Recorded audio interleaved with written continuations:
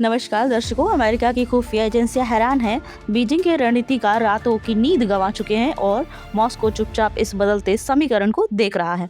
साल 2026 दुनिया के नक्शे पर एक निर्णायक मोड़ साबित हो रहा है, जिसने हिंद महासागर के सामरिक संतुलन को पूरी तरह बदल दिया है। हिंद महासागर के एक महत्वपूर्ण हिस्से में भारत ने ग्रेट निकोबार द्वीप पर ऐसा रणनीतिक ढांचा तैयार किया है जिसकी कोई सीधी काट चीन या किसी अन्य महाशक्ति के पास फिलहाल नहीं दिख रही। ग्रेट निकोबार अब मात्र एक द्वीप नहीं, बल्कि मलक्का जलडमरू मध्य के प्रवेश द्वार पर भारत का मजबूत सामरिक अड्डा बन चुका है। दुनिया की सबसे व्यस्त समुद्री व्यापारिक धुरी मलक्का स्ट्रेट से चीन का लगभग 80% माल और 60% तेल गुजरता है।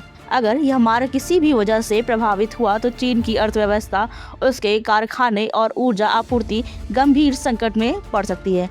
और ठीक इसी रणनीतिक मुहाने पर भारत अब अपना मजबूत ताला लगा रहा है। रक्षा विशेषज्ञों इसे अनसिंकेबल एयरक्राफ्ट कैरियर की संज्ञा दे रहे हैं, यानी समुद्र में एक ऐसा अजेय किला जो आसानी से ना तो डूब सकता है और ना ही हिलाया जा सकता है। पूर्व लेफ्टिनेंट जनरल राजीव चौधरी, जो BRO के पूर्व प्रमुख रह चुके हैं, उनका कहना है कि यह प्रोजेक्ट भारत को अभूतपूर्व फॉरवर्ड लॉजिस्टिक्स क्षमता प्रदान करेगा, जिसकी चीन ने शायद कभी कल्पना भी नहीं की थी। चीन की सबसे बड़ी कमजोरी मलक्का डिलेमा रही है। युद्ध की स्थिति में इस जलडमरू मध्य को ब्लॉक किए जाने का डर इसे सता रहा है। सन 2026 में भारत ने इस चिंता को हकीकत का रूप देते हुए ग्रेट निकोबार पर एक पूर्ण सैन्य कॉम्प्लेक्स, बड़ा एयरपोर्ट और पावर पॉइंट विकसित कर लिया है।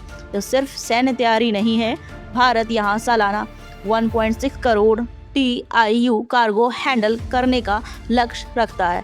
जिन जहाजों का रुकना पहले सिंगापुर तक सीमित था, वे अब निकोबार में भी रुकेंगे। इससे न केवल भारत की आर्थिक ताकत बढ़ेगी, बल्कि वह हिंद महासागर में नेट सिक्योरिटी प्रोवाइडर की भूमिका भी मजबूती से निभा सकेंगे। चीन की प्रतिक्रिया भी तेज हो गई है।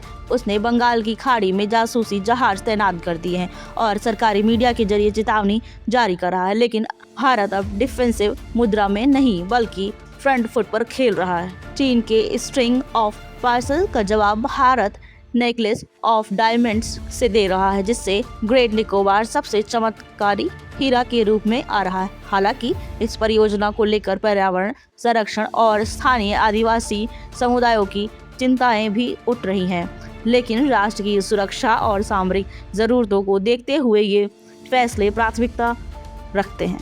दर्शकों, अंत में एक सवाल, क्या आपको लगता है कि भारत का यह कदम चीन को लंबे समय के लिए शांत रख पाएगा?